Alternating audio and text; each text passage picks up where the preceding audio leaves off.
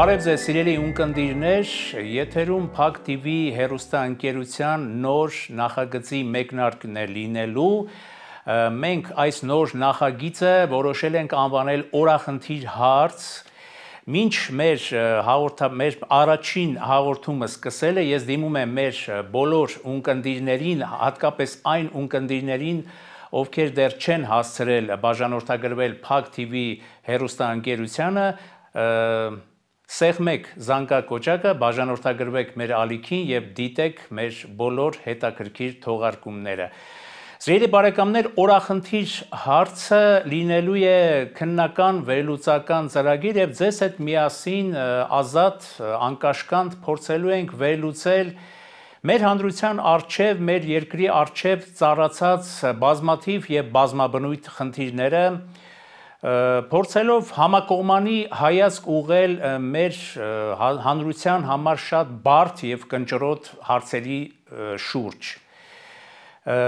Սիրելի բարեկամներ, այսօր ես ուզում եմ խոսել մեզ համար չափազանց օրախնդիր և կարևոր մի հարցի վերաբերյալ։ Իշխանությունների և եկեղեցու միջև առկա այս բարդ կոնֆլիկտային իրավիճակի վերաբերյալ, որ արդեն շատ երկար ժամանակ կարծես թե փոթորկում է մեր հանրային կյանքը, մեր ազգային կյանքը և արդեն կարելի ասել ընդունում է շատ սպառնալից ձևեր։ Ինչ է պատահել, ինչից սկսվեց այս ամենը և ինչի հետևանք է այս ամենը, որովհետև եթե մենք չգտնենք այս ամենի պատճառը հետևանքային կապը, մենք չենք կարող առաջարկել ձեզ հետ միասին լուծումներ, իսկ լուծումները պետք է լինեն։ Հատկապես վերջի շրջանում իշխանությունների կողմից եկեղեցու բարձրաստիճան հոգևորականների հասցեին ուղղված որոշակի կոչեր, որոշակի, այսպես ասած, նեգատիվ դրսևորումներ հանգեցրեցին այս հակամարտությանը և սրեցին այս հակամարտությունը, կարելի է ասել, և ես ուզում եմ ձեզ հետ միասին պարզապես կիսվել ձեզ հետ այն իրողությունների շուրջ, որոնք առկա են մեր այս բարդ օրերում։ Սիրելի բարեկամներ, Հայաստանը այսօր կանգնած է բարդ աշխարհաքաղաքական մարտահրավերների առջև։ Մեր վտանգաշատ իրականությունը դեռևս շարունակում է մնալ շատ վտանգաշատ իրականություն, այսինքն մեր բոլոր արտաքին մարտահրավերները դեռևս չեն հաղթահարված և մենք ապրում ենք բավականին լուրջ անվտանգային ռիսկերի պայմաններում։ Միթե հարց առաջին, այս մեր օրախնդիր հարցը փորձենք ձեզ հետ բաժանել ենթահարցերի և այդ հարցերը ուղղենք բոլորիս, թե ձեզ, թե իշխանական շրջանակներին, թե հոգևոր դասի ներկայացուցիչներին, թե իշխանամերձ շրջանակներին և փորձենք նրանցից ստանալ պատասխանները։ Դուք էլ հուսով եմ ձեր մեկնաբանություններում և ձեր արձագանքներում կարտահայտեք որոշակի տեսակետներ և կօգնեք մեզ։ Արդյոք այս ամենը չսկսվեց մահմեդականների հոգևոր առաջնորդ Փաշազադեի հայտնի կոչից, որը փաստորեն հայ առաքելական եկեղեցու մեջ տեսնում է լուրջ սպառնալիք մեր ողջ տարածաշրջանին։ Եվ դրանից հետո կարելի է ասել շիկացավ այս հակամարտությունը իշխանությունների և եկեղեցու հայ առաքելական Սուրբ եկեղեցու միջև։ Սա շատ վտանգավոր ահազանգ է, վտանգավոր մեսիջ է մեզ բոլորիս։ Երկրորդ հանգամանքը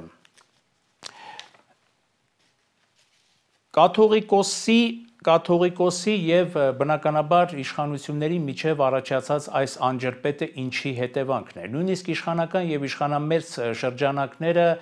հայ առաքելական եկեղեցու ամենաբարձրաստիճան ներկայացուցիչներին փորձում են անվանել, այսպես ասած, ազդեցության գործակալներ։ Բայց միթե դա այդպես է։ Եթե դա այդպես է, ինչու այդ ազդեցության գործակալները կամ ավելի կոպիտ ասած օտարերկրյա լրտեսները դեռևս կալանավորված չեն։ Այսինքն հակապետական գործունեությունը բոլոր դրսևորումների մեջ պիտի ստանա իր իրավական և իր քրեական գնահատականը, բայց այդ իրավական և քրեական գնահատականները չկան և փոխարենը ընդամենը հնչեցվում են, այսպես ասած, մեղադրանքներ հայ առաքելական եկեղեցու և հատկապես նրա ընդդիմադիր գործիչների հասցեին, մասնավորապես նրանցից ոմանք մեղադրվում են իշխանությունների դեմ սանձազերծած որոշակի ընդդիմադիր գործունեության համար։ Սիրելի բարեկամներ, ընդդիմադիր կեցվածք կարող է ունենալ Հայաստանի Հանրապետության ցանկացած քաղաքացի, դա նրա սուրբ իրավունքն է, դա նրա ազատությունն է, դա նրա ընտրության կամքն է։ Եվ ինչու ոչ, եթե հոգևորական գործիչը նույնպես արտահայտում է իր քաղաքացիական կեցվածքը մեր երկրում առկա բազմաթիվ եւ բազմաբնույթ խնդիրների շուրջ։ Միթե դա քրեորեն պատժելի արարք է։ Ոչ, դա քրեորեն պատժելի արարք չի։ Դա սահմանադրորեն թույլատրելի գործողություն է։ Հաջորդ հարցը դա այն է, որ բոլոր ժամանակներում, երբ այսպիսի ծանր ու ողբերգական հակամարտություններ են եղել, ասենք ներհայաստանյան, այսպես ասած, պառակտումներ են եղել, իր ձայնը միշտ բարձրացրել է մեր հայ մտավորականությունը, հայ մտավորականության լավագույն զավակները կարողացել են իրենց, այսպես ասած, զսպող հավասարակշռող խոսքով ինչ որ լիցքաթափել իրավիճակը։ Այսօր ինչու մեր մտավորականության լավագույն ներկայացուցիչները իրենց ձայնը չեն բարձրացնում եւ իրենց անկեղծ, անկողմնակալ տեսակետը չեն արտահայտում արկա իրավիճակի շուրջ, որովհետեւ արկա իրավիճակը գնալով ավելի է լարվում։ Բնականաբար ես ինքս իմ համեստ կարողություններով հանդերձ կոչ եմ անում մեր մտավորականներին նույնպես մասնակիցը լինել այս գործընթացներին։ Թեզերից մեկը, որ իշխանությունները մեղադրում են հայ առաքելական եկեղեցուն եւ նրա բարձրաստիճան հոգեվորականներին, դա կուսակրոնության ուխտի, այսպես ասած, խախտումն է։ Հարգելի բարեկամներ, իրավական ու քրեական իմաստով եւ նաեւ սահմանադրական իմաստով իշխանությունները չեն կարող միջամտել հայ առաքելական սուրբ եկեղեցու գործունեությանը, իսկ կուսակրոնության այդ այսպես կոչված թեզը իրավական ու քրեական, այսպես ասած, իրավազորություն չունի, որպեսզի մենք այդ ամենով հանդերձ մեղադրենք կամ ասենք ինչ որ քրեորեն պատժելի արարքներ տեսնենք հայ առաքելական եկեղեցու այն ներկայացուցիչների նկատմամբ, որոնք ասենք չեն պահպանել կուսակրոնության ուխտը։ Այնպես որ եթե դա այդպես լիներ, հիմա կարող էին բազմաթիվ քրեական գործեր հարուցվել, այսպես ասած, քրեորեն պատժելի գործեր հարուցվել եւ բազմաթիվ հոգեվորականներ, ասենք կուսակրոնության ուխտը խախտելու համար հայտնվեին անազատության մեջ։ Ուրեմն սա եւս մեկ անգամ պարզապես, այսպես ասած, քարոզչական ինչ-որ դրսևորում է, որը կիրառվում է իշխանությունների կողմից, ընդդեմ թույլ եմ տալիս ինձ ասել, ոչ թե առանձին հոգեվոր դասի ներկայացուցիչների, այլ պարզապես առաքելական եկեղեցու դեմ։ Եվ սա իհարկե հեղինակազրկող գործոն կարող է հանդիսանալ առաքելական եկեղեցու համար, որը նույնպես շատ վտանգավոր է, որը ունի 100 հազարավոր հավատավոր ներկայացուցիչներ եւ այդ հավատավոր ներկայացուցիչները բնականաբար չեն կարող անտարբեր մնալ կատարվող իրողությունների հանդեպ։ Մյուս խնդիրը կայանում է նրանում, որ բոլոր դեպքերում հիշելով անցյալը իշխանություն եկեղեցի փոխհարաբերությունները միշտ չի որ եղել են շատ անամպ, միշտ չի որ եղել են շատ հանդարտ եւ կանխատեսելի մեր իրականության մեջ, եղել են հակամարտություններ, եղել են տխուր էջեր, եղել են ցավալի դրսևորումներ, բայց միշտ գտնվել են կարծես թե ինչ որ երկխոսության եզրեր։ Այսօր այդ երկխոսության եզրերը կարծես չեն գտնվում։ Եվ իհարկե վերջին այդ հովհանավանքում տեղի ունեցած գործողությունը դա կարելի է անվանել ոչ լեգիտիմ գործողություն, որովհետև ըստ էության կարգալույծ արված քահանան ընդունում է կրոնական արարողություն, կրոնական ծիսակատարություն, եւ դա չի կարող համարվել օրինական եւ իրավական։ Եվ սա նույնպես խոսում է նրա մասին, որ իշխանությունները կարծես թե շատ, նույնիսկ չափից դուրս վճռական են տրամադրված Վերջնականապես, ինչպես իրենք են ասում, հասնելու կտրիչ Ներսիսյանի հրաժարականին եւ այն բոլոր հոգեվորականների հերացմանը հայ առաքելական եկեղեցուց, ել չեմ խոսում արդեն ձերբակալությունների մասին, որ երկրու բարձրաստիճան հոգեվորական գործիչ այսօր գտնվում են բանտում եւ բազմաթիվ հոգեվորական գործիչներ ձերբակալված են, դա նույնպես շատ ցավալի փաստ է, մանավանդ ինչպես արդեն մեր հաղորդաշարի սկզբում ասեցի, արկա արտաքին բարդ մարտահրավերների պարագայում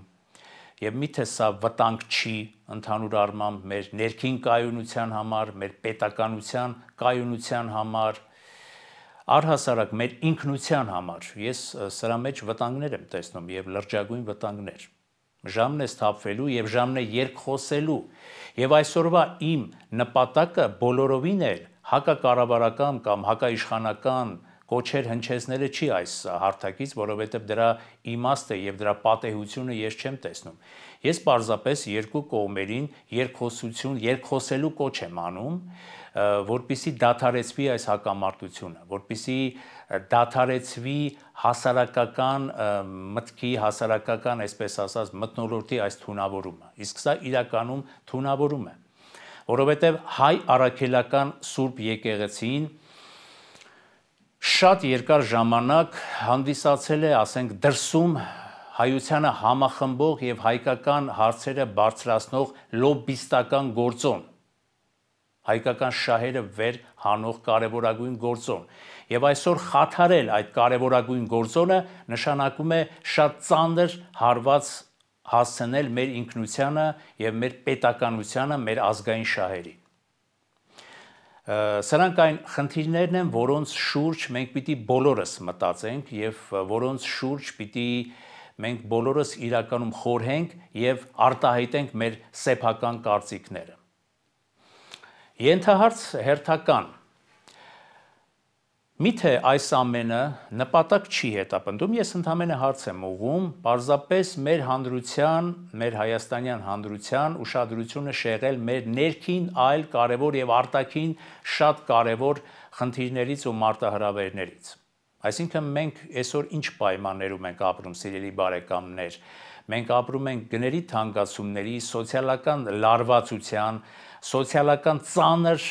հարվածների եւ սոցիալական ծանր կատակլիզմների մի իրականության մեջ եւ միթե արդյոք ես շատ այսպես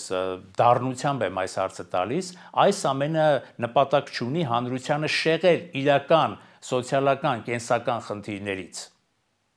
Սա նույնպես ես համարում եմ տակավին անթույլատրելի եւ տակավին մերժելի։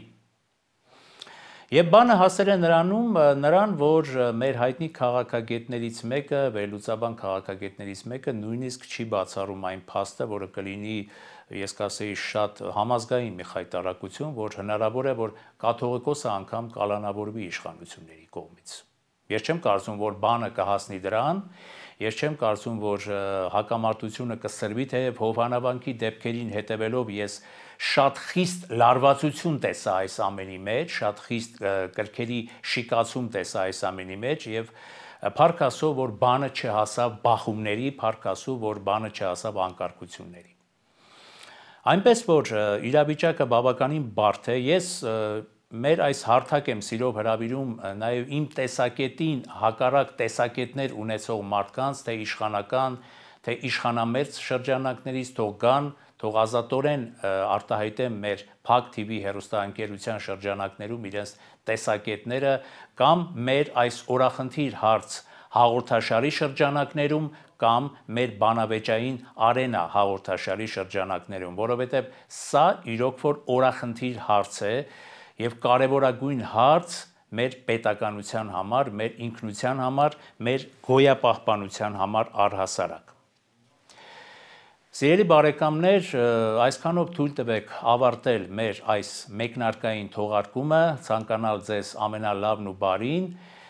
կոչ անել մեր այն հարգարժան ունկնդիրներին, ովքեր դեռ չեն հասցրել բաժանորդագրվել Փակ TV հեռուստաալիքին, ընդամենը սեղմել զանգակ կոճակը եւ բաժանորդագրվել Փակ TV հեռուստաալիքին։ Շնորհակալություն, լավ եղեք, կհանդիպենք։